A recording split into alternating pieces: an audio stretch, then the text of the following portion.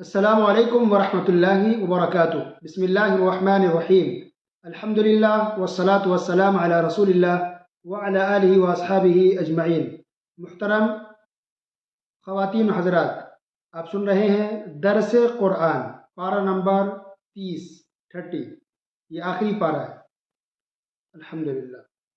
اس پارہ کے اندر ٹوٹل 37 صورتیں ہیں، اکثر مکی ہیں، اور مکی صورتوں کا کیا مطلب ہوتا ہے یہ آپ کو پہلے بتا دیا گیا ہے۔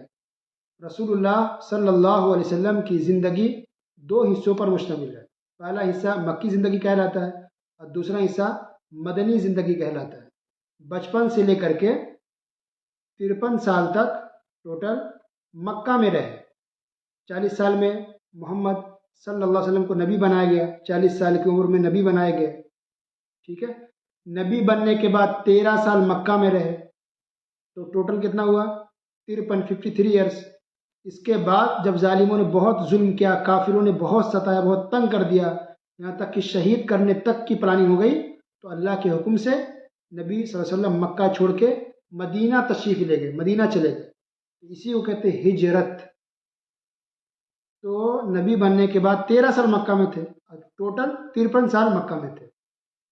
تو جب تک مکہ میں تھے، نبی بننے کے بعد 13 سال تقریباً تھے مکہ میں، تو جب تک مکہ میں تھے جو صورتیں نازل ہوئی اس کو کہتے ہیں مکی صورتیں، اور ہجرت کرنے کے بعد جو صورتیں نازل ہوئی اس کو کہتے ہیں مدنی صورتیں۔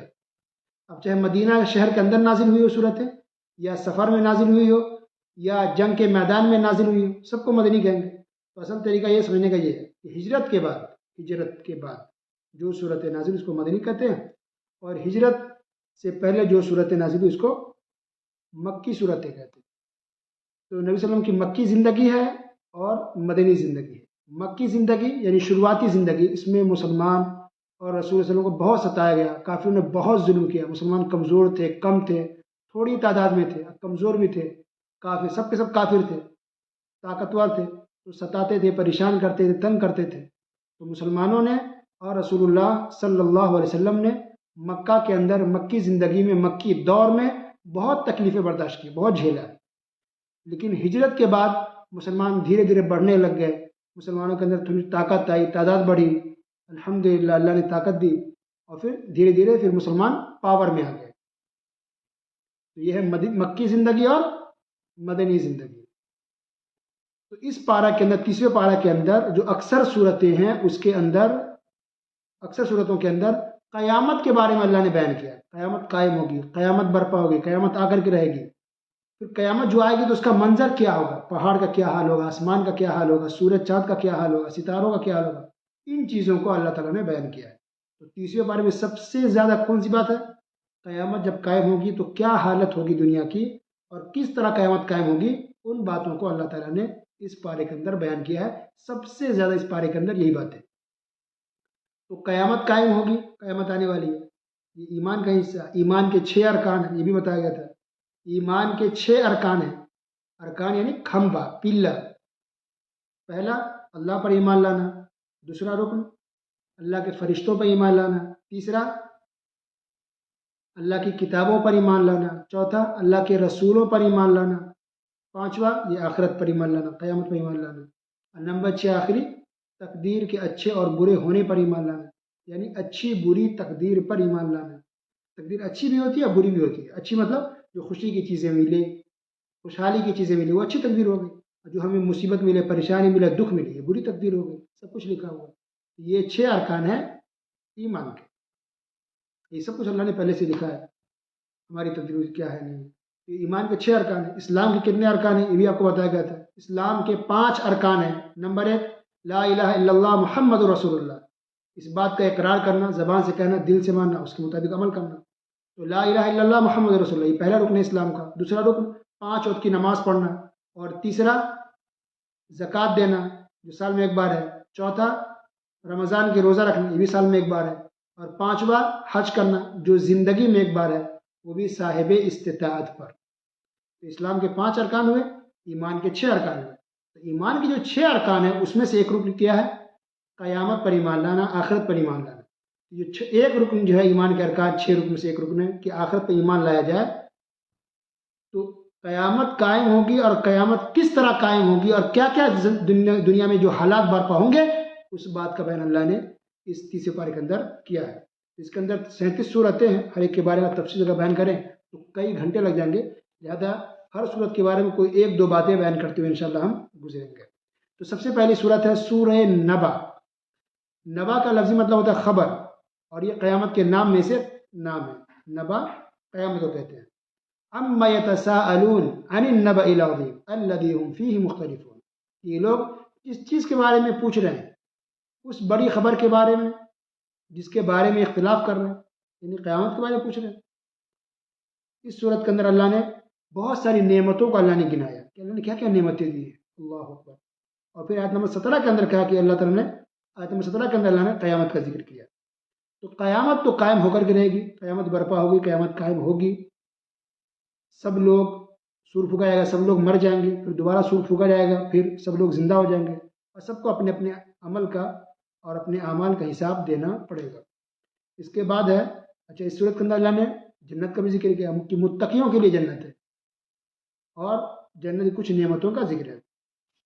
تو جنت میں جانے کے لیے انسان کا متقی پرہیزگار ہونا ضروری ہے، صرف مسلمان ہونا کافی نہیں ہے، نام کا متقی پرہیزگار لوگوں کے لیے اللہ تعالیٰ نے جنت تیار کر رکھی۔ اس بات کو اللہ نے قرآن میں کئی جگہ کہا ہے، اعدت للمتقین، متقیوں کے لیے جنت تیار کی گئی ہے۔ اور وہ بھی انسان کا کوئی عمل ایسا نہیں جس کی وجہ سے صرف عمل کی بنیاد پر انسان جنت میں چلا جائے، بلکہ عمل کے ساتھ ساتھ اللہ کی رحمت کا ہونا بہت ضروری ہے، اللہ کا فضل۔ اور اللہ کا فضل، اللہ کی رحمت اسی انسان پر ہوگی، چاہے وہ عورت یا مرد، جس انسان نے دنیا میں اچھا عمل کیا ہو۔ کیونکہ جنت اتنی بڑی نعمت ہے، اتنی بڑی چیز ہے کہ ہم اپنے عمل کی وجہ سے اس کے حقدار ہو ہی نہیں پائیں گے، کہ صرف اپنے عمل کی بل بوتے پر ہم سمجھے کہ ہم جنت میں چلے جائیں گے، ایسا نہیں ہو سکتا۔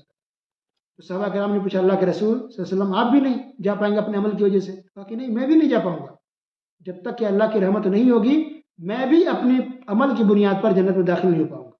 اور یہ حدیث صحیح ہے، اللہ اکبر۔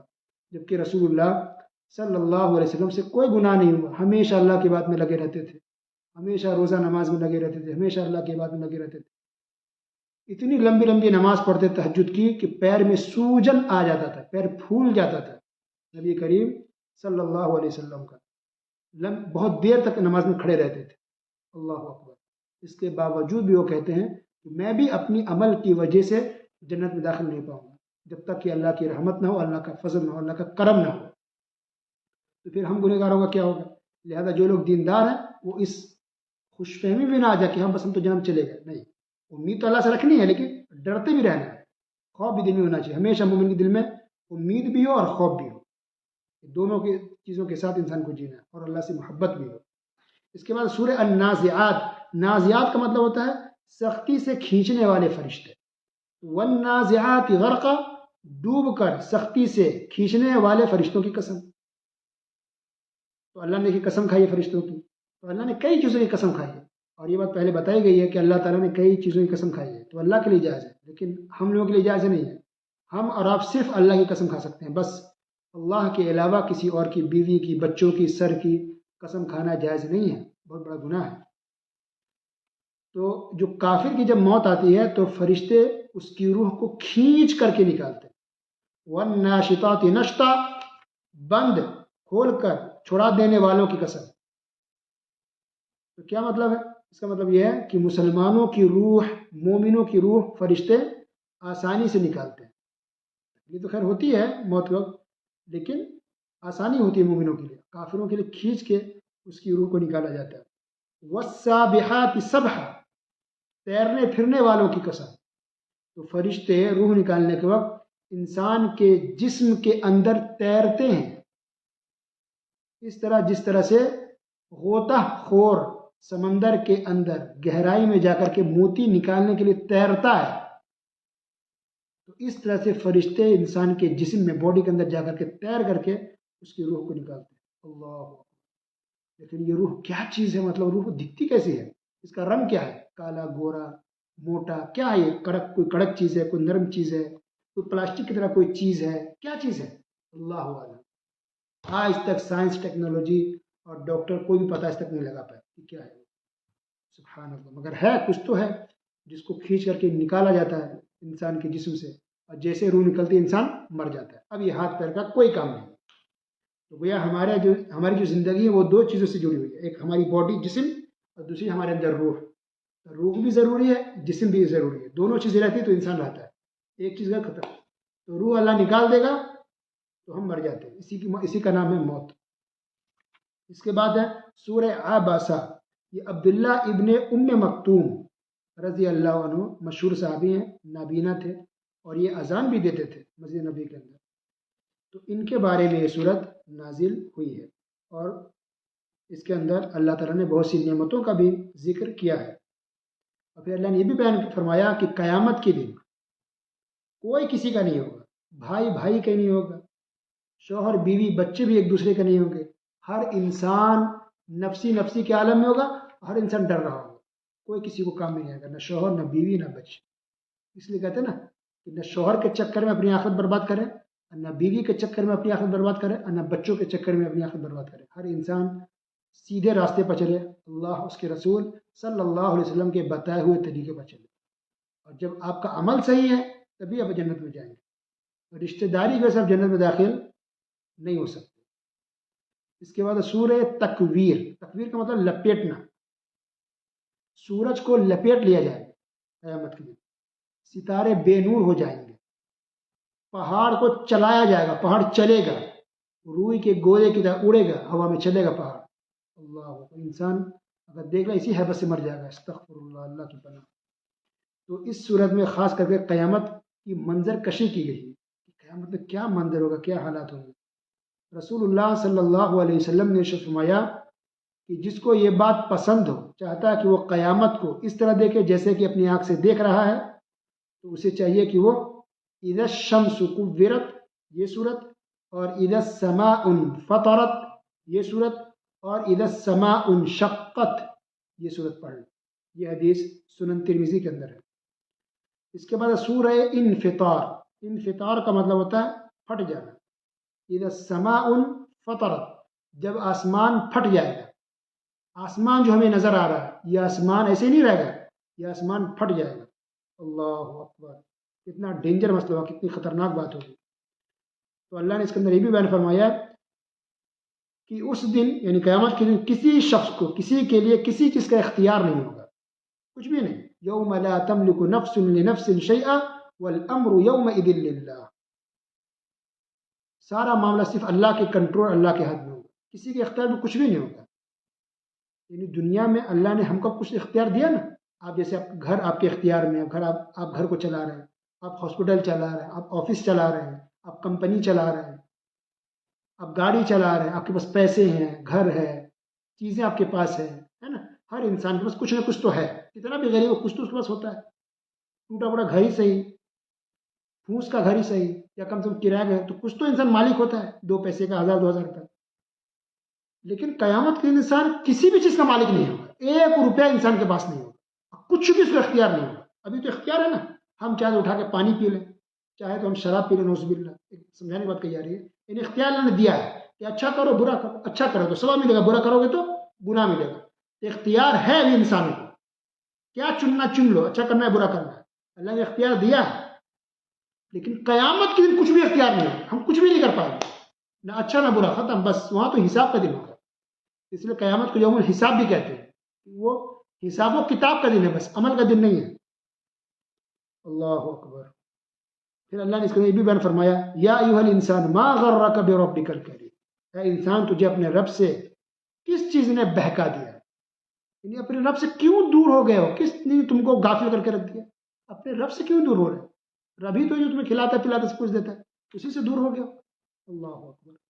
اس کے بعد سورہ المطففین، المطففین کا مطلب ہوتا ہے ناپ تول میں کمی کرنے والے لوگ، تو جو لوگ ناپ تول میں کمی کرنے والے ہیں، کچھ تو ایسے جو ہلاک و برباد ہو چکے ہیں، اللہ نے اس کو دنیا میں سزا دیا ہے، اور پھر اللہ قیامت کے دن بھی سزا دے گا۔ یہ ناپ تول میں کمی کرنا یہ بہت بڑا گناہ ہے، چاہے آپ کرانے کی آپ کے پاس دکان ہو، فروٹس کی دکان ہو، یا آپ سبزی بیچتے، کچھ بھی، ناپ تول میں کمی کرنا یہ بہت بڑا گناہ ہے، کبھی بھی ناپ تول میں کمی نہ کریں۔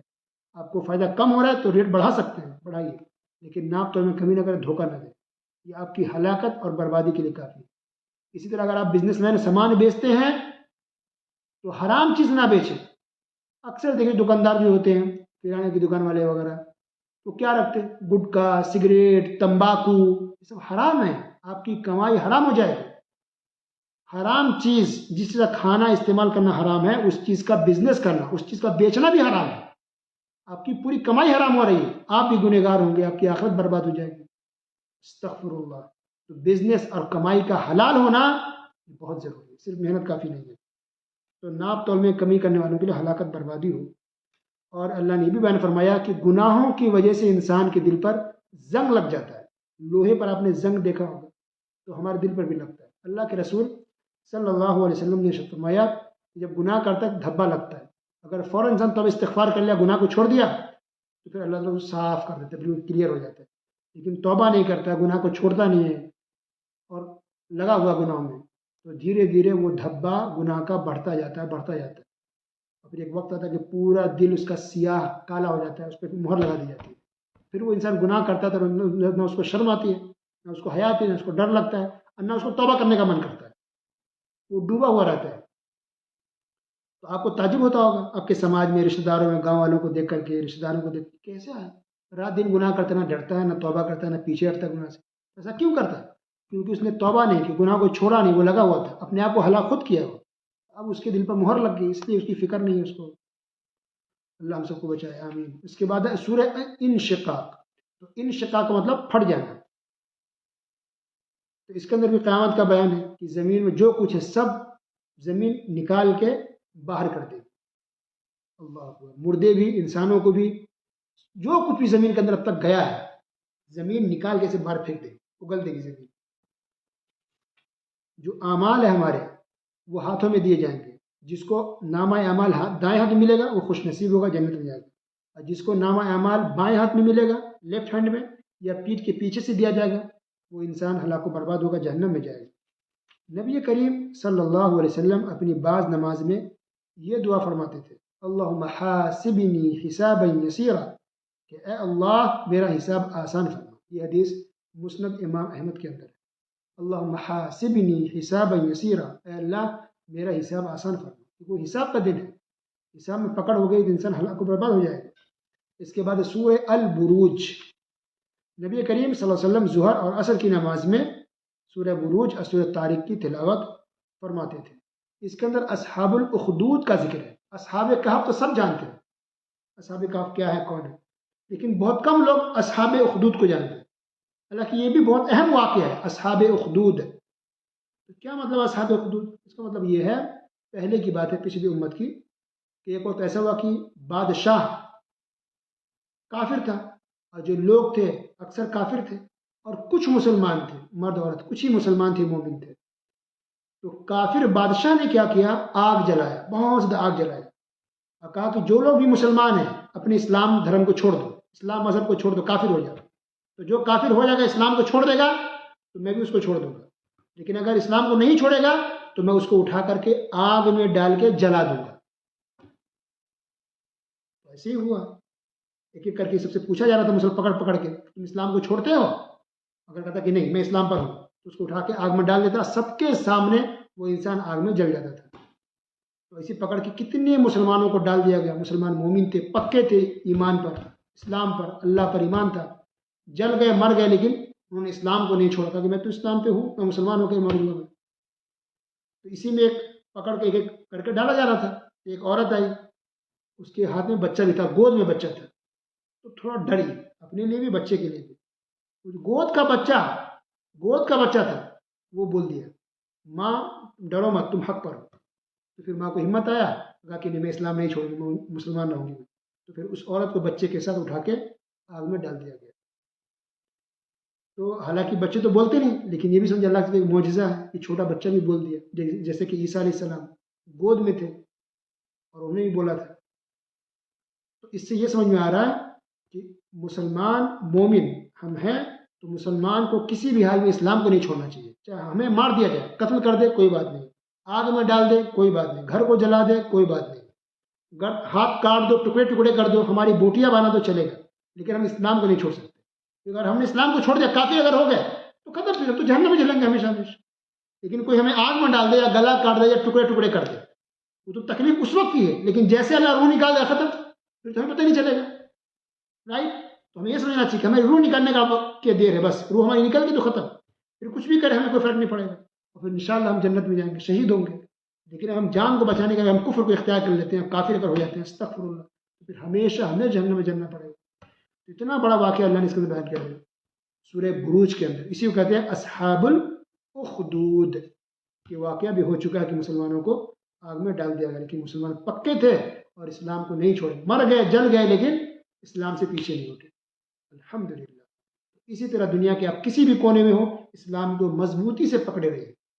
ہاں، اتنی اجازت ہے کہ اگر کہیں سے گزر رہے کوئی کافر پکڑ لے کہے کہ جے شری رام بولو مثلا، یا تم کفر والا کوئی لفظ بول دو یا کچھ اور بول دو، مثلا بولوا دے منہ سے، صرف یہ بولنے سے وہ چھوڑ دے گا، آپ کو جانے دے گا، تب اتنا بول سکتے، اتنا جائز ہے، لیکن دل سے نہیں بولنا ہے، دل میں ہمارا ایمان ہے، اسلام ہے، منہ سے خالی بول کے آگے نکل کے بول سکتے ہیں اور اپنی جان بچا سکتے ہیں، لیکن یہ کہ دل سے تم کافر ہو جاؤ، غیر مسلم ہو جائے، اسلام دھرم کو چھوڑ دو، تو وہ نہیں ہو سکتا ہم سے، ٹھیک ہے، چاہے ہماری جان لے۔ اس کے بعد سورہ طارق، طارق کا مطلب چمکتا ہوا تارا۔ اس کے اندر اللہ نے بیان فرمایا ہے کہ کافروں کو اللہ نے مہلت دی ہے، کافروں کو اللہ نے مہلت، دیکھتے ہیں کافر کب تک کیا کرتے ہیں، پھر آخرت میں انجام تو بہت برا ہے نا تمام کافروں کا، کوئی بھی ہو۔ اچھا، یہ صورت ایسی ہے، معاذ رضی اللہ تعالیٰ عنہ امامت کراتے اپنے قوم کی، اپنے لوگوں کی، تو وہ بڑی بڑی صورتیں پڑھا دیتے نماز میں، سورہ بقرہ، سورہ نساء، تو کچھ لوگوں نے شکایت کر دی اللہ کے رسول صلی اللہ علیہ وسلم سے، اتنی بڑی بڑی صورتیں پڑھا ہم لوگ تھک جاتے ہیں، تو اللہ کے رسول صلی اللہ علیہ وسلم نے کہا کہ نہیں، سورہ طارق پڑھ لیا کرو، سورہ طارق ہے، اس طرح کی جو چھوٹی صورت ہے وہ پڑھایا کرو۔ تو اس سے یہ سمجھ میں آ رہا کہ ہم اگر اکیلے نماز پڑھ رہے ہیں تو پھر ہماری مرضی اتنی لمبی صورتیں پڑھ لیں، جیسا کہ اللہ کے رسول صلی اللہ علیہ وسلم جو اکیلے تہجد پڑھتے تھے گھر میں، تو لمبی لمبی صورتیں پڑھتے تھے، دیر تک کھڑے تھے، پیر میں سو جانا تھا۔ لیکن اگر آپ نماز پڑھا رہے ہیں لوگوں کو، امام بن رہے ہیں، تو پھر لوگوں کا خیال رکھنا ہے، پیچھے بچے بھی ہیں، خواتین بھی ہوتی ہیں، بوڑھے بھی ہوتے ہیں، بیمار بھی ہوتے ہیں، ضرورت مند بھی ہوتے ہیں، کسی کو جلدی جانا ہوتا ہے، تو جماعت کرائیں گے تو نماز مختصر ہو۔ اب مختصر کا یہ بھی مطلب نہیں ہے کہ چونچ مارے مرغی کی طرح، آج کل اکثر لوگوں کی نماز صحیح نہیں ہے، سجدہ کے لیے سر رکھیں گے، فوراً اٹھا لیں گے، کم سے کم 3 بار تو پڑھو سبحان ربی اللہ، سبحان ربی اللہ۔ کچھ لوگ صحیح سے رکوع میں جھکتے تک نہیں، فوراً اٹھ جاتے، اور کچھ لوگ اٹھتے بھی نہیں صحیح سے، فوراً سجدے میں چلے جاتے ہیں، یہ نماز نہیں ہوگی۔ نماز کے لیے اطمینان ضروری ہے، صحیح سے سجدہ، صحیح سے رکوع، رکوع کے بعد سیدھا کھڑا ہونا ہے، بالکل سیدھا اسٹریٹ کھڑا ہونا ہے، تب آپ کی نماز ہوگی۔ صحیح سے کھڑا ہوتے ہیں بھاگتے ہیں آپ سجدے میں، استغفر اللہ، آرام سے نماز پڑھنی۔ اس کے بعد ہے سورہ اعلی، اس کے اندر اللہ نے بیان فرمایا کہ کامیاب وہ ہے جس نے اپنے نفس کا تزکیہ کیا ہے، تزکیہ نفس، یعنی اپنے آپ کو جو پاک کرے، اچھا دیندار بنائے، تو وہ کامیاب ہے۔ اور اس کے بعد ہے سورہ غاشیہ، سورہ غاشیہ کے اندر اللہ نے جنت کا نقشہ کھینچا ہے کہ جنت میں اللہ نے کیا کیا نعمتیں تیار کر رکھی مومنوں کے لیے، اللہ اکبر۔ اور رسول اللہ صلی اللہ علیہ وسلم نے کہا کہ آپ تو بس لوگوں کو دعوت تبلیغ کا کام کرنے والے ہیں، بس اب ذمہ دار نہیں کہ ہو سب مسلمان بن ہی جائیں، آپ اگر اسے پہنچا دینا پیغام بس۔ تو یہ سورہ اعلیٰ، سورہ غاشیہ ایسی صورت ہے جس کو جمعہ کی نماز میں اور عید اور بقرعید کی نماز میں رسول اللہ صلی اللہ علیہ وسلم تلاوت کرتے تھے۔ اس کے بعد سورہ الفجر، والفجر ولیال عشر، اللہ نے قسم کھائی ہے 10 راتوں کی، قسم ہے 10 راتوں کی، اس 10 راتوں سے مراد ذی الحجہ کی ابتدائی 10 رات ہے، یہ بہت ہی زیادہ اس کی فضیلت ہے، ذی الحجہ کی ابتدائی 10 دنوں کی، 10 راتوں کی۔ اور اس کے اندر اللہ نے نفس مطمئنہ کا ذکر کیا، مطمئنہ نفس ہوتی ہے نا، بتایا گیا نفس لوامہ، نفس امارہ، نفس لوامہ، نفس مطمئنہ، یہ 3 طرح کے نفس ہوتے ہیں، تو نفس مطمئنہ ہوگی، اس کو کہا کہ جاؤ جنت کے اندر داخل ہو جاؤ، اللہ اکبر۔ اور اللہ نے اس میں یہ بھی بیان فرمایا کہ جو انسان کو خوشی کی چیز، آرام کی چیز ملتی ہے تو خوش ہو جاتا ہے، اور تھوڑی سی اگر جہاں آزمایا جاتا ہے تو انسان پریشان ہو جاتا ہے، ایسا نہیں ہونا چاہیے، مومن کو ہر حال میں ایمان پر، اسلام پر ٹکے رہنا ہے۔ اس کے بعد سورہ بلد، بلد کا مطلب شہر، اس سے مراد مکہ ہے، لقد خلقنا الانسان فی کبد، اللہ تعالیٰ کہتا ہے کہ ہم نے انسان کو مشقت میں، پریشانی میں پیدا کیا، یعنی انسان کی زندگی پریشانی اور دکھ، محنت، تکلیف سے بھری ہوئی ہے، اللہ۔ تو ہماری زندگی میں ہی اللہ نے پریشانی لکھی ہے، انسان پریشانی، دکھ، درد، غم، ٹینشن، بلا، آزمائش، مصیبت، انہی چیزوں کا نام ہماری زندگی ہے. تو یہ سب کو جھیلنا پڑے گا. جو پکی بات ہے تو ہم کیوں پریشان ہوتے ہیں؟ کوئی بیمار پڑا، پریشان، ہنگامہ فون کر کے میسج سے پریشان کر دیتے ہیں. فلاں کا بیٹا بیمار ہو گیا، فلاں کا بھائی بیمار ہو گیا، اس کا ایسا ہو گیا، اس کا ایسا ہو گیا. صبر کریں.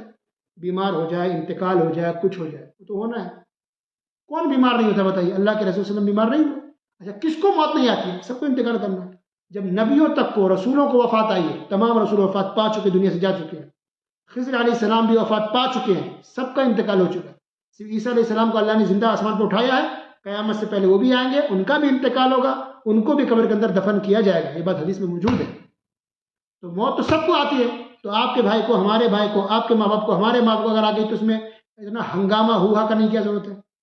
بہت سے لوگ ہیں صبر نہیں ہے. مسلمان تو ہے لیکن ایمان نہیں ہے، ایمان دل کے اترا نہیں ہے. صبر نہ، پورا ہنگامہ کر کے پریشان کر کے صبر رکھ دیتے ہیں.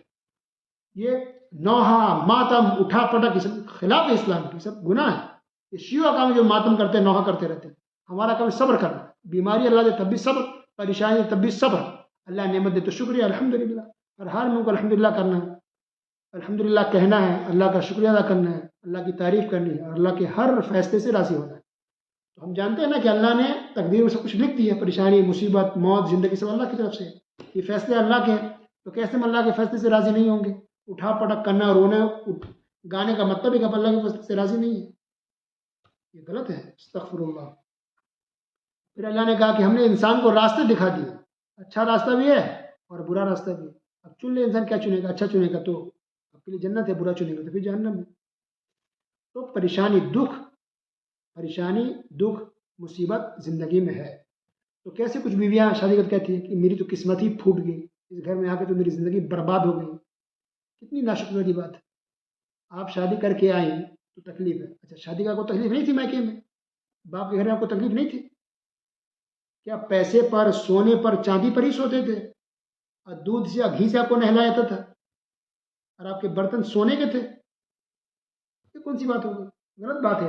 شادی ہو، پہلے ہو، بعد میں ہو، جو مصیبت آپ کو آئے گی وہ اللہ کی طرف سے مقرر ہے. ٹھیک ہے. تو انسان کو صبر کرنا چاہیے. اور یہ غلط الفاظ استعمال کرنا، قسمت پھوٹنا، یہ قسمت کو پھوٹنے، شیشہ کی پھوٹ جائے گی قسمت. اللہ نے قسمت پہلے سے لکھ دیا ہے. زمین آسمان کو بنانے سے 50,000 سال پہلے اللہ نے تقدیر سب کو لکھ دی ہے کہ کب کتنی مصیبت آپ کو آئے گی، کتنی پریشانی آئے گی، کتنا دکھ ہوگا، روزی روٹی کا مسئلہ ہوگا یا بیماری کا مسئلہ ہوگا. بیماری بھی اللہ کے ہاتھ میں. کچھ لوگ ایسے جو رات دن دوسرے کو دوشی ٹھہراتے ہیں کہ آپ کی وجہ سے مجھے بیماری ہو گئی، آپ کی وجہ سے مجھے یہ ہو گیا، آپ کی وجہ سے بیمار پڑ گئے. آپ کی وجہ سے کیا مطلب ہے؟ تو بیماری اللہ دیتا ہے نا. اگر آپ سمجھتے کسی اور نے بیماری آپ کو، جس کا مطلب آپ کا ایمان خراب ہے، اس کا مطلب ہے کہ آپ کا ایمان صحیح نہیں ہے، آپ سچے مسلمان نہیں ہیں. اس کا مطلب کہ آپ نے صحیح علم حاصل نہیں کیا. اس کا مطلب ہے کہ آپ کو دین کے بارے میں سچا اور صحیح علم نہیں ہے. ایک صحابی نے کہا کہ میری اونٹ کو بیماری لگ گئی ہے، کئی اونٹوں کو، اب پھیل گئی دوسرے سے. تو اللہ کے رسول صلی اللہ علیہ وسلم نے کہا کہ یہ بتا کہ پہلے اونٹ کو بیماری کہاں سے آئی، کس نے پھیلایا اس کو؟ تو بیماری تو اللہ کی طرف سے انسان کو ہے، چاہے جانوروں کو ہے. اور شفا بھی کون دیتا ہے؟ اللہ ہی دیتا ہے. اس لیے کبھی کسی کو مجرم یا نہیں ٹھہرانا چاہیے، یا اس کو دوشی نہیں ٹھہرانا چاہیے آپ کی وجہ سے ہوا ہے، آپ نے بیماری دے دی. استغفر اللہ. بیماری دینے والا اللہ ہے اور شفا دینے والا بھی اللہ ہے. اس بات کو جو قرآن میں اللہ نے کئی جگہ بیان فرمایا، آپ نے سنا ہوگا، یہ بات گزر چکی ہے کئی درسوں میں. اس کے بعد ہے سورہ شمس. شمس کا مطلب سورج. اس کے اندر اللہ نے یہ بیان فرمایا کہ اللہ تعالیٰ نے پہاڑ سے اونٹنی پیدا کر دی. ایک قوم تھی جس نے مطالبہ کیا نبی سے، اگر آپ سچے رسول ہیں اللہ کے تو پہاڑ سے اونٹنی نکالوا کے دکھائیے. تو اللہ سے انہوں نے دعا کی تو اللہ تعالیٰ نے پہاڑ کے اندر سے اونٹنی نکال دی. لیکن اس کے باوجود ان کی قوم نے اسلام نہیں لایا، اسلام دھرم کو قبول نہیں کیا، کفر کیا، نافرمانی کی، تو پھر اللہ کو برباد کر دیا. اس کے بعد سورہ لیل. لیل کا مطلب رات. اس سورت کی بہت سی آیتیں ابوبکر صدیق رضی اللہ تعالیٰ عنہ کی تعریف میں نازل ہوئی. سورہ لیل کی بہت سی آیتیں ابوبکر صدیق رضی اللہ تعالیٰ عنہ کی تعریف میں نازل ہوئی. اللہ اکبر. تو اس سے پتہ چلتا ہے کہ شیعوں کا جو یہ عقیدہ اور ماننا ہے کہ دمادم مس قلندر علی کا ہے پہلا نمبر، یہ غلط عقیدہ. اور اس کا یہ نعرہ غلط ہے بالکل. علی رضی اللہ تعالیٰ عنہ کا پہلا نمبر نہیں تھا. یعنی خلافت کے لوگ بات کرتے ہیں، جو جیسے بنے وہی صحیح تھا. ابوبکر صدیق رضی اللہ تعالیٰ عنہ تمام صحابہ کرام میں سب سے نمبر 1 پر تھے مقام و مرتبہ میں. اس پر تمام صحابہ کرام کا اتفاق تھا، اجماع تھا. اور دوسرے نمبر پہ تھے عمر فاروق رضی اللہ تعالیٰ عنہ، تیسرے نمبر پر تھے عثمان رضی اللہ تعالیٰ عنہ، اور چوتھے نمبر پر تھے علی رضی اللہ تعالیٰ عنہ. فضیلت میں، مقام و مرتبہ میں جیسے ہوگا الحمدللہ. لیکن اس کو شیعہ حضرات دیکھیں جھوٹ موٹ باتیں پھیلا کر کے حدیث کی مخالفت کرتے ہیں اور لوگوں کو گمراہ کرتے ہیں. اللہ ہدایت دے لوگوں کو. اور ہمارے دلوں میں سب کے لیے محبت ہے، تمام صحابہ کرام سے محبت ہونی چاہیے. تمام صحابہ کرام کے لیے ہمارے دل میں محبت ہو، احترام ہو، ان کے لیے ہم دعائیں کریں. کسی ایک صحابی کو بھی آپ برا والا کہتے ہیں، اس کا مطلب ہے کہ آپ کا ایمان صحیح نہیں. آپ سلف صالحین کے طریقے پر آپ بدعتی انسان ہیں. اگر ایک صحابی کو بھی آپ گالیاں دیتے ہیں نعوذ باللہ یا برا والا کہتے ہیں، اس کا مطلب آپ بدعتی خرافاتی میں سے.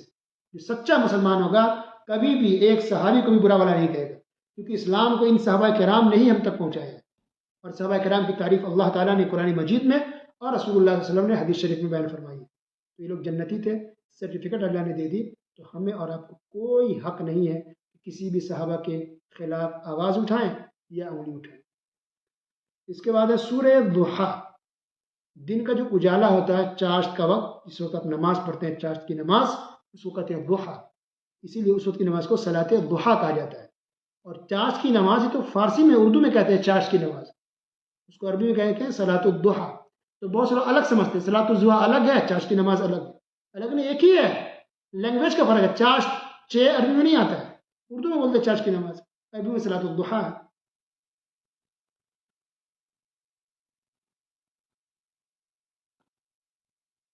ابو لہب کی بیوی ام جمیل نے کہا کہ اے محمد، رب نے تو آپ کو چھوڑ دیا ہے.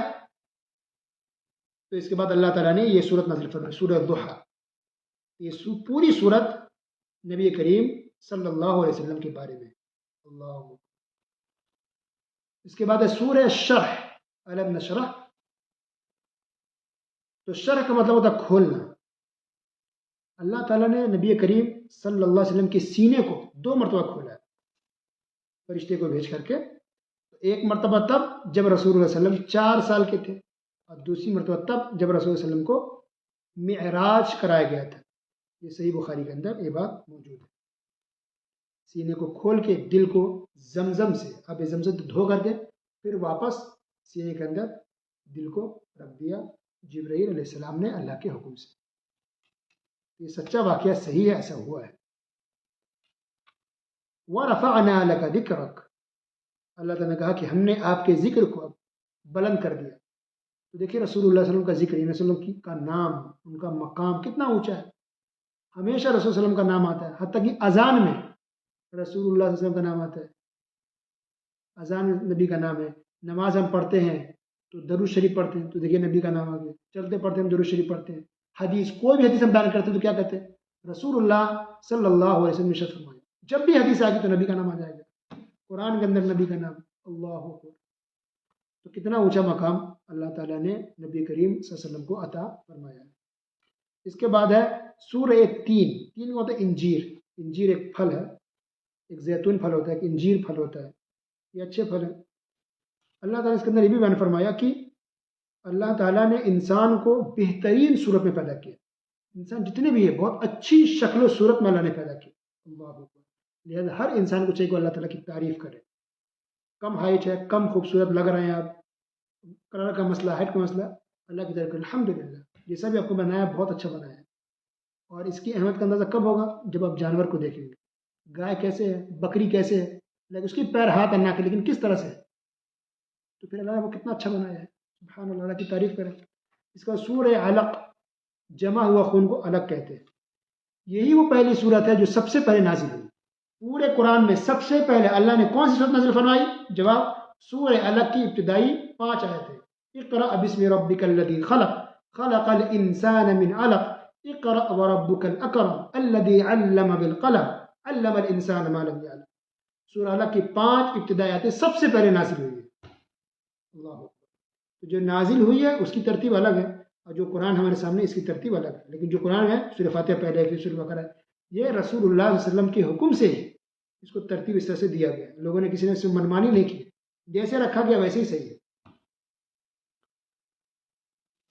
اس میں سجدہ والی آیت بھی ہے. اور اس کے بعد سورہ قدر، انا انزلناہ فی لیلۃ القدر.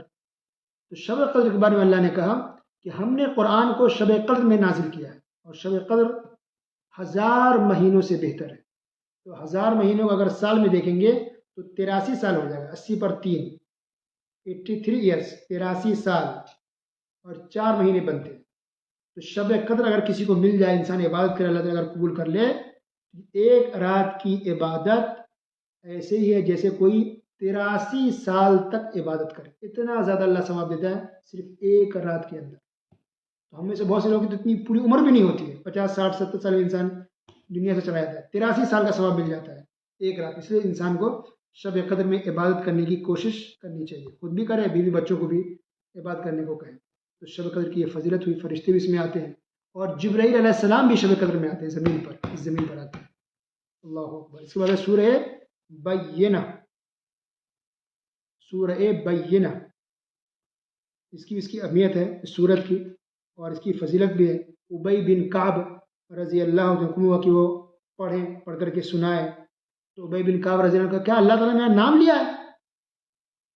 کہاں؟ تو ابی بن کعب رضی اللہ عنہ کی آنکھوں میں آنسو آ گئے۔ اللہ اکبر، کہ پڑھ کے سنانا ہے سورہ بینہ، سبحان اللہ، بہت اہم سورت ہے سورہ بینہ۔ اس میں اخلاص کا ذکر ہے کہ انسان کو ہر طرح کی عبادت ایک اللہ کے لیے کرنی چاہیے، صرف اللہ کے لیے عبادت کریں بس، اور کسی اور کی عبادت کرتے ہیں یا عبادت کا ایک ٹکڑا بھی کسی اور کے لیے بھی کر دیتے ہیں تو یہ شرک ہے۔ اس کے بعد سورہ زلزال، تو سورہ زلزال قیامت کی کیفیت بیان اس میں ہوئی ہے، اور قیامت کے دن یہ زمین سب کچھ باہر نکال دے گی، رکھ دے گی سامنے، سب کچھ بتا دے گی۔ اور اس میں جو آیت ہے، آخری 2 آیت ہے، اس میں یہ ہے کہ ہر ایک چیز، جب انسان چھوٹا عمل کیا ہو، مطلب اچھا خیر والا کام کیا ہو، تو بھی اللہ انسان دیکھ لے گا، اللہ اس کو دکھا دے گا بندے کو، اور کوئی گناہ بھی کیا ہو چھوٹا سے چھوٹا معمولی، تو بھی اللہ تعالیٰ اس انسان کو دکھا دے گا۔ تو ہر چیز اللہ کے یہاں ریکارڈ ہے۔ نبی کریم صلی اللہ علیہ وسلم نے فرمایا کہ زمین گواہی دے گی کہ کس آدمی نے زمین کے کس حصے پر اور کہاں پر اس نے گناہ کیا، یہ زمین سب کچھ بتا دے گی۔ اللہ۔ اس کے بعد ہے سورہ عادیات۔ عادیات دوڑنے والے گھوڑے کو کہا جاتا ہے، اس کے اندر دوڑنے والے گھوڑے کا ذکر ہے۔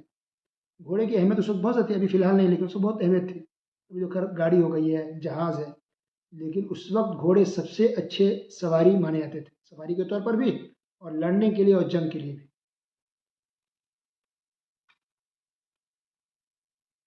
انسان کو زندہ کر کے اٹھایا جائے گا، ہر انسان جو بھی مرا ہو، جس حالت میں مرا ہو، جہاں بھی مرا ہو، ہر ایک کو زندہ کیا جائے گا، اور قبروں سے زندہ کر کر انسان کو اٹھایا جائے گا۔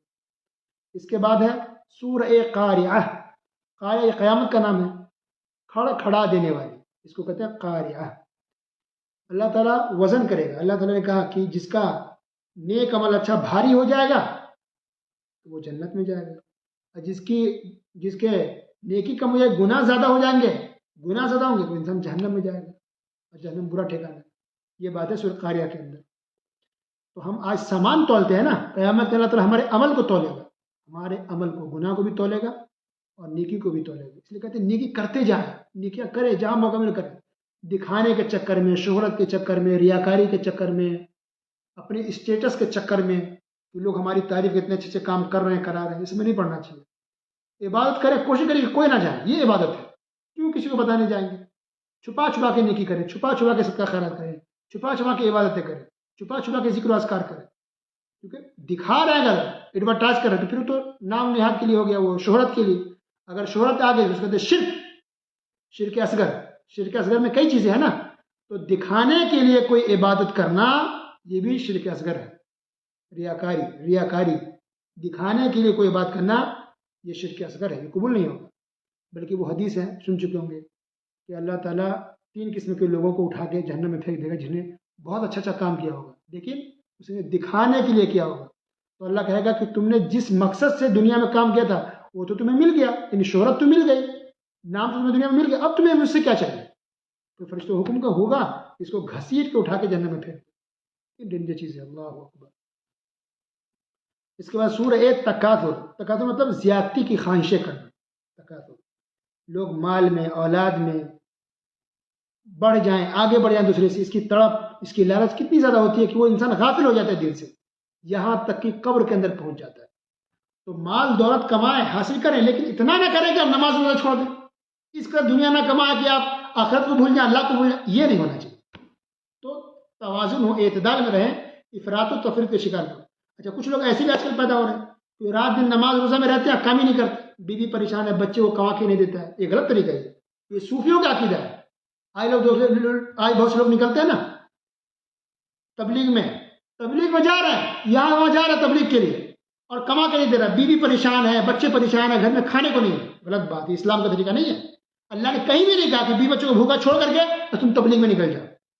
اکثر اس میں جاہل لوگ ہوتے ہیں، علم نہیں اس کے پاس، جہالت بس جوش جذبہ میں نکالے، علم نہیں، اس لیے کہتے ہیں نا کرسچن کا یہ طریقہ ہے، عیسائیوں میں یہ ہے کہ عمل تو خوب کرتے ہیں، علم کی کمی ہے، گمراہ ہو گئے۔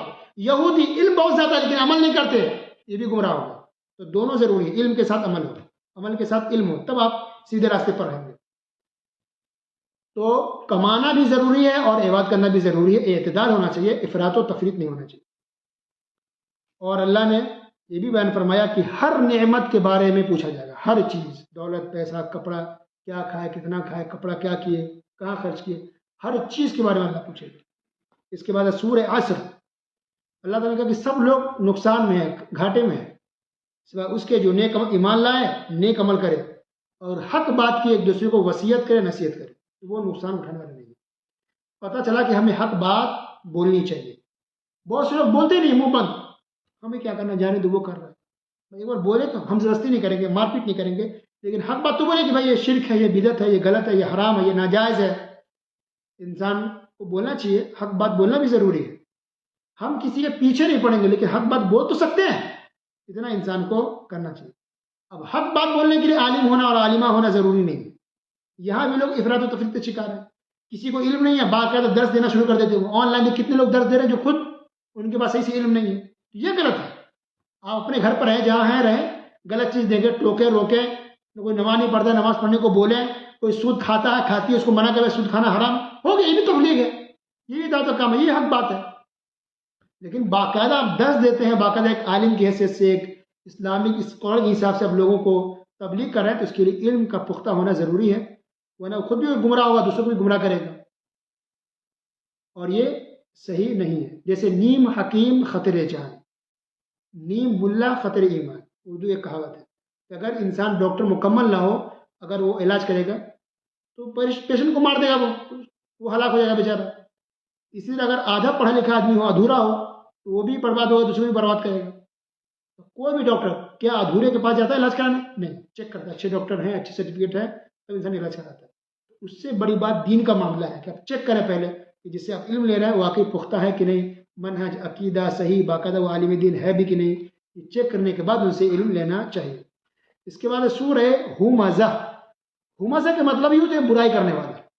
اللہ تعالیٰ نے کہا وَيْلٌ لِكُلِّ هُمَزَةٍ لُمَزَةٍ، یہ بڑی خرابی ہے اس شخص کے لیے جو عیب ٹٹولنے والا ہے، غیبت کرنے والا ہے۔ اللہ اکبر۔ عیب ٹٹولنا، کچھ لوگ کو دیکھیں گے جب بھی اس کے ساتھ بیٹھیں گے یا بات کریں گے فون پر، شروع ہو جائیں گے، وہ ایسی، وہ ایسی، وہ ایسا، وہ ایسا، پورے ٹائم میں کسی نہ کسی کو برائی کرتے رہیں گے، یہ غلط طریقہ ہے۔ میں اپنا دیکھیں ہم کس دنیا میں، کس حال میں، ہمارا کیا پوزیشن ہے۔ کسی کا اگر برائی دیکھ رہے ہیں تو اس کو لے کے ٹوکیے، روکیے، اب منع کریں وہاں، لیکن پیٹھ پیچھے کسی کی برائی کر رہے ہیں، صرف بیان کر رہے ہیں، چرچا کر رہے ہیں، تذکرہ کر رہے ہیں، اس کو غیبت ہے نا، یہ ہلاکت ہے۔ وَيْلٌ لِكُلِّ هُمَزَةٍ لُمَزَةٍ، یہ بات پہلے گزر چکی ہے کہ غیبت کرنا ایسے جیسے کہ مرے ہوئے بھائی کا گوشت کھانا ہے۔ اللہ اکبر۔ یہاں تو اللہ نے کہا ہلاکت ہے، بربادی ہے غیبت کرنے والوں کے لیے۔ پتہ چلا غیبت کرنا، کسی کی ٹوہ میں پڑنا، کسی کی برائی کرتے رہنا، یہ بہت بڑا کرائم ہے، بہت بڑا گناہ ہے۔ اس کے بعد سورہ فیل ہے، فیل کا مطلب ہاتھی ہوتا ہے۔ تو ہوا یوں کہ کچھ کافر مکہ پہنچ گئے باہر سے، خانہ کعبہ کو ڈھانے کے لیے، گرانے کے لیے، تو اس کی فوج میں ہاتھی بھی تھا، تو اسی لیے اس کا نام سورہ فیل پڑا اور اس کا ذکر موجود ہے۔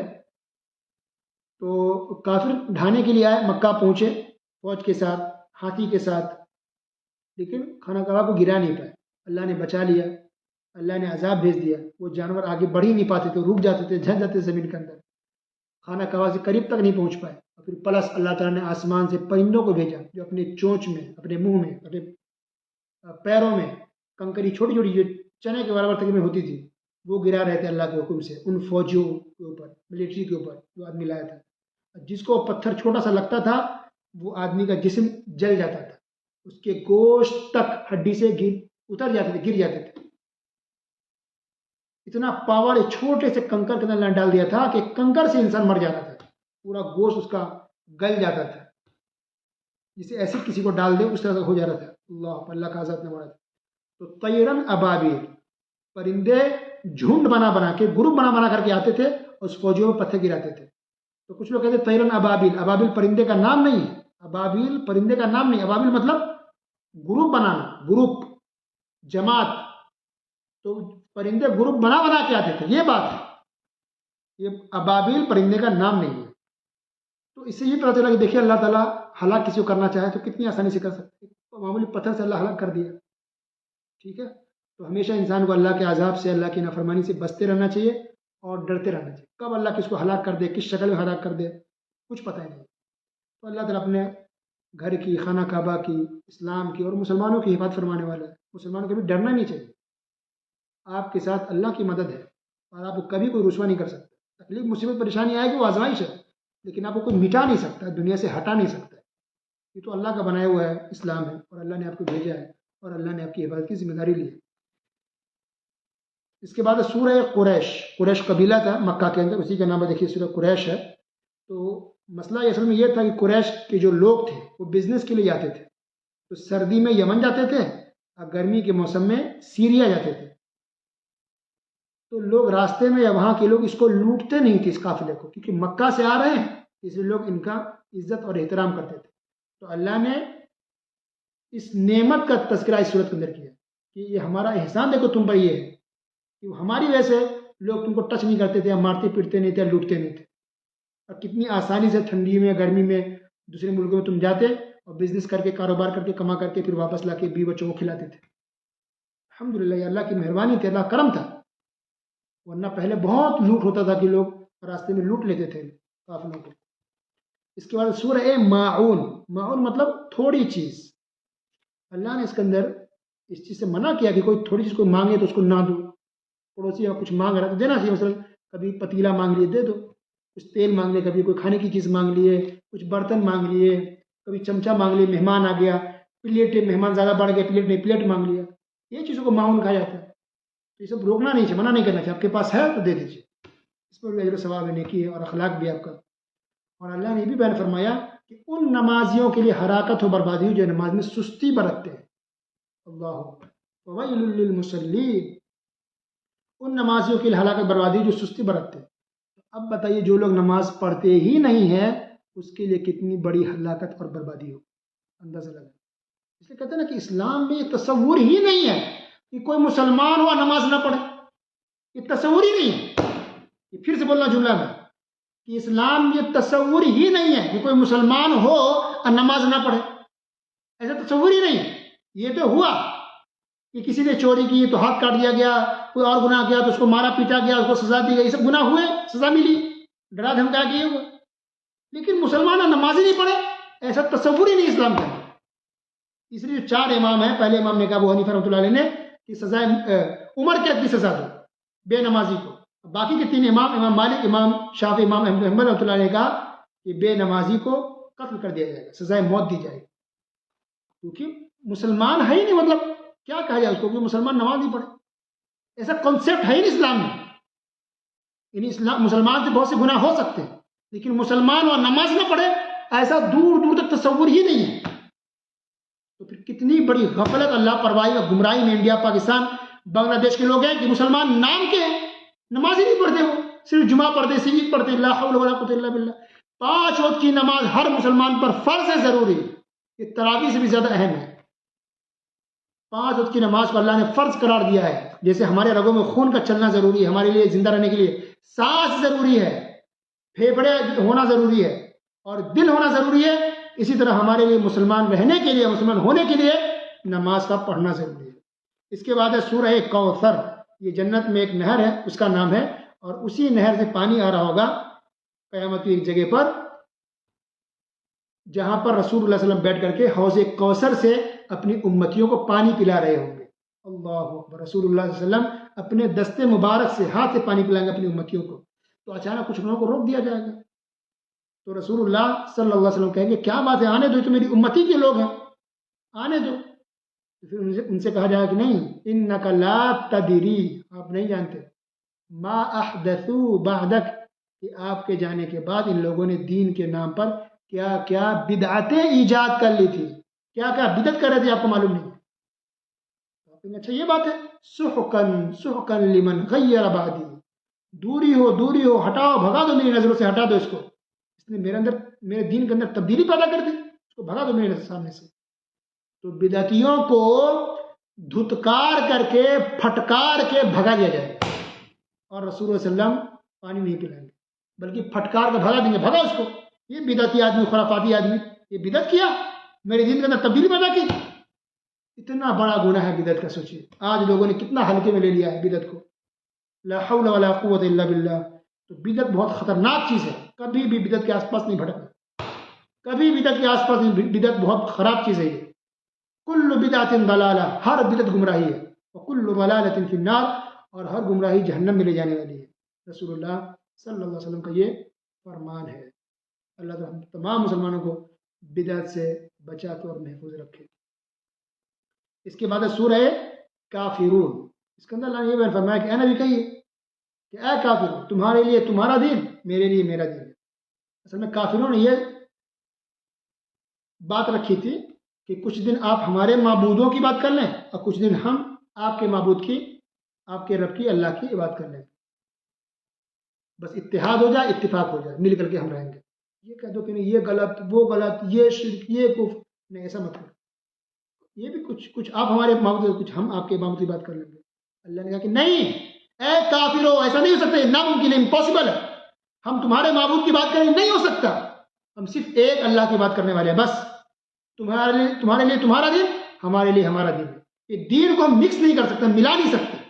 یہ شرک اور کفر ہم کبھی نہیں کر سکتے، اس میں سمجھوتا کبھی نہیں ہو سکتا. دین کے معاملے میں، اسلام کے معاملے میں سمجھوتا نہیں ہوگا. ایک اللہ کی بات کرنے والے ہیں بس. اللہ. آج دیکھیے مسلمانوں کا اتحاد کے نام پر شرک کفر کو ملا کے بس سب خوش کرو، یہ بھی خوش وہ بھی خوش. ایسا نہیں ہوتا جی. خوش ہونا ہو مگر حق بات پر. اس کے بارے میں یہ ہے کہ کوئی بھی انسان خانہ کعبہ کا طواف کرے تو سنت طریقہ یہ ہے کہ پہلی رکعت میں سورہ فاتحہ کے بعد قل یا ایھا الکافرون پڑھ لے، اور دوسری رکعت میں سورہ فاتحہ کے بعد قل هو اللہ احد پڑھے. اور پھر فجر کی سنت کے لیے یہ بات ہے کہ فجر کی جب سنت پڑھی تو پہلی رکعت میں سورہ فاتحہ کے بعد قل یا ایھا الکافرون پڑھیے، اور دوسری رکعت میں سورہ فاتحہ کے بعد قل هو اللہ پڑھیے. یہ سنت ہے، چاہے تو دوسری صورت بھی پڑھ سکتے ہیں، اور یہ بھی پڑھنا تو اور بھی اچھا ہے. اسی طرح اس کی فضیلت ایک یہ بھی ہے کہ نبی کریم صلی اللہ علیہ وسلم نے ارشاد فرمایا کہ سونے کے وقت اگر کوئی انسان قل یا ایھا الکافرون پڑھ لے اور قل هو اللہ احد پڑھ کے سوئے تو وہ انسان شرک سے بری مانا جائے. اس کے بعد سورہ نصر، یہ مدنی صورت ہے.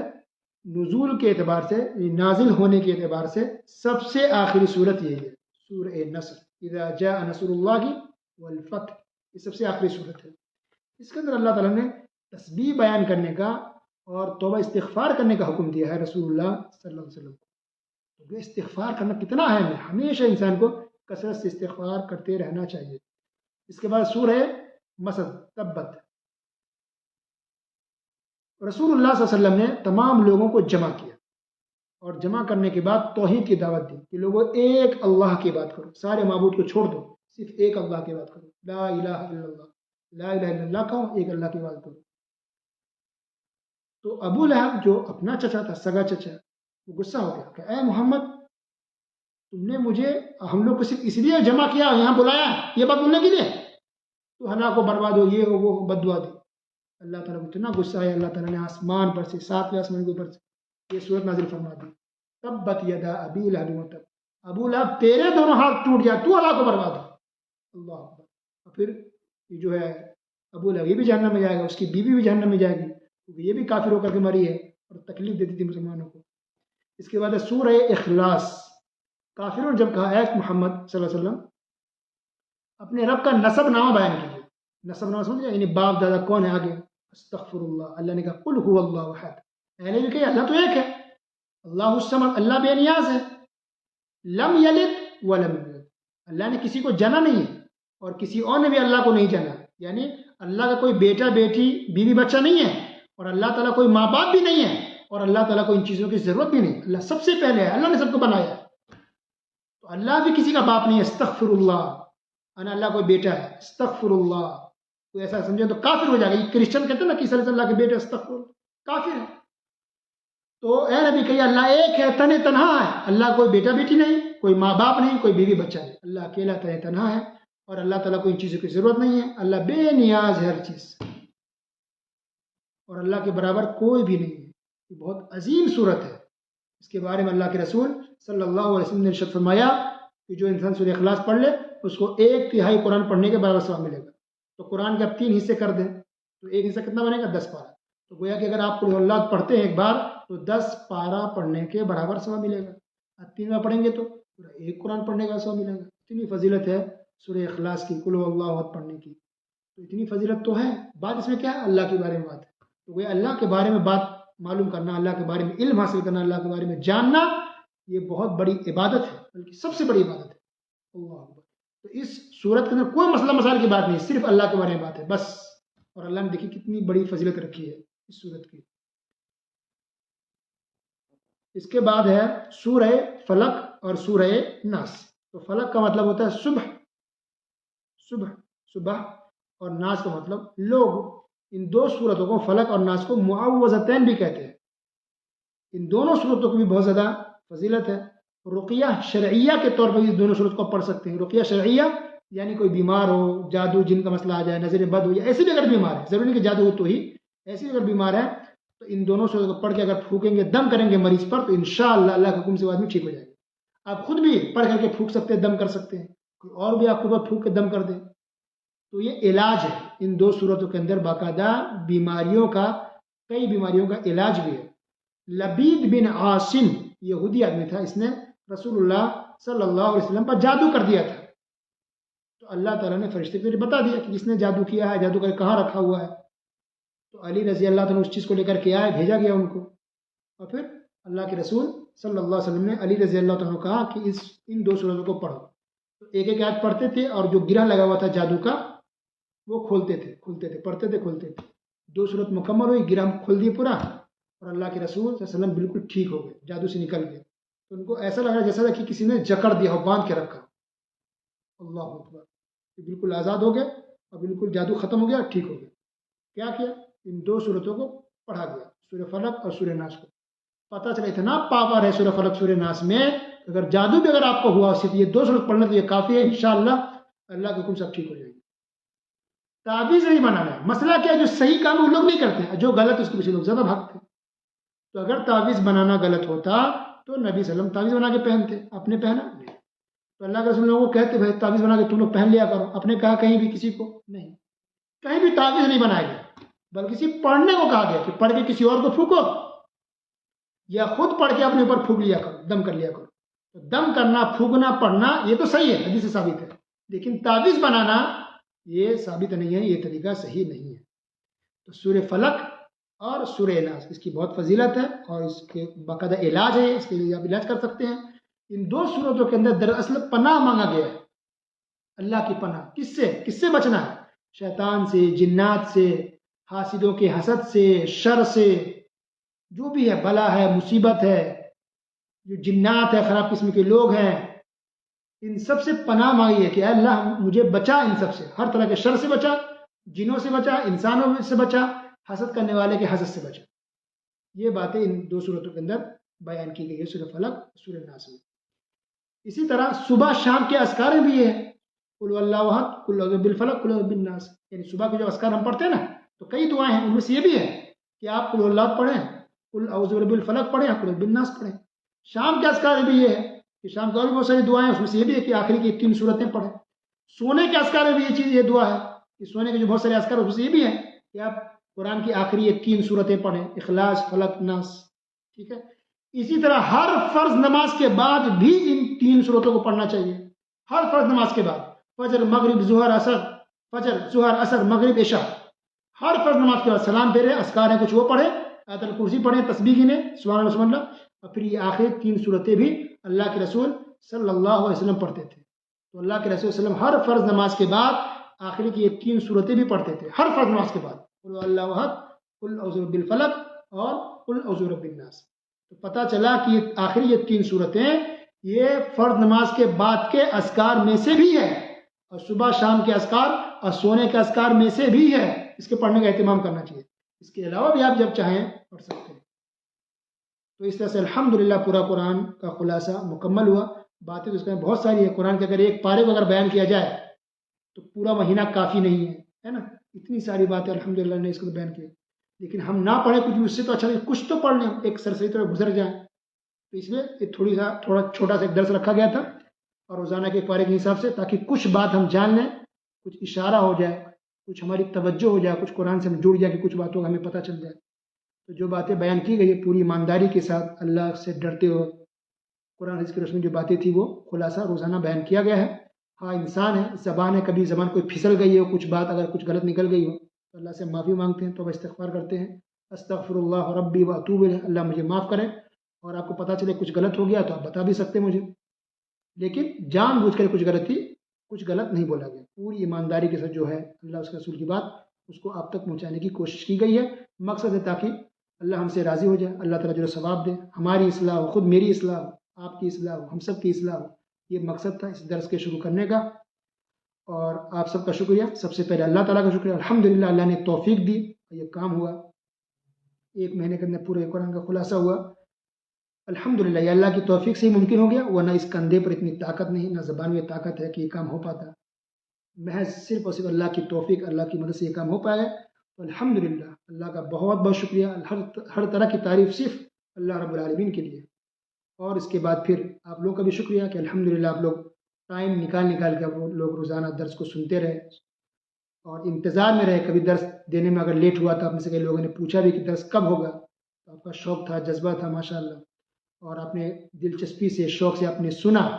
تو آپ سب کی بہت بہت شکریہ. اللہ تعالیٰ آپ کی محنت کو قبول فرمائے. اور آپ لوگ خود دیکھ سکتے ہیں کہ آپ کو کیسا لگا درس سننے کے بعد. کیا آپ کے علم میں اضافہ ہوا؟ کیا آپ کے ایمان میں اضافہ ہوا؟ کیا آپ کی اصلاح ہوئی؟ کہ یہ درس آپ کے لیے مفید لگا؟ آپ دیکھ لیں.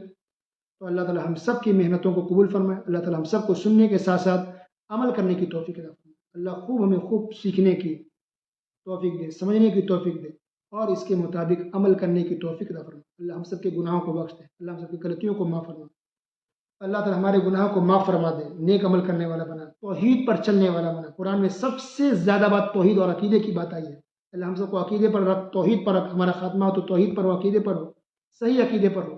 اے اللہ ہم سب کو شرک سے بچا، کفر سے بچا، بدعت خرافات سے بچا. اے اللہ ہم تمام مسلمانوں کو توحید اور سنت پر چلنے والا بنا. ہر طرح کے فتنے سے، گناہوں سے اللہ محفوظ فرما. اے اللہ ہم سب کو جنت الفردوس میں جگہ نصیب فرما. اے اللہ قبر کے عذاب سے بچا. اے اللہ جہنم کے عذاب سے بچا. اے اللہ ہر طرح کے عذاب سے، گناہوں سے بچا. اللہ ہماری تمام کوششوں کو، محنتوں کو قبول فرما. آمین. وصلی اللہ علی نبینا محمد وعلی آلہ وصحبہ اجمعین. السلام علیکم ورحمۃ اللہ وبرکاتہ.